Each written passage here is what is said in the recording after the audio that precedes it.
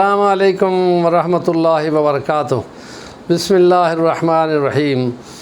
جمعے کی رات کی برکت سے امید رکھنی چاہیے کہ جو لوگ خاص قسم کا درود پاک پڑھتے ہیں اس سے نبی پاک صلی اللہ علیہ وسلم کی زیارت اور کم شرف جو ہے وہ حاصل ہو سکتا ہے، بشرطے کہ وہ مخصوص درود شریف جو علماء پڑھتے ہیں وہ اس کا طریقہ اختیار کر لیا جائے اور کثرت سے اس کو اگر پڑھا جائے۔ درود شریف جو ہے اللہم صلی وسلم وبارک علی روح سیدنا محمد فی الارواح وصلی علی قلب سیدنا محمد فی القلوب وصلی علی جسد سیدنا محمد فی الاجساد وصلی علی قبر سیدنا محمد فی القبور۔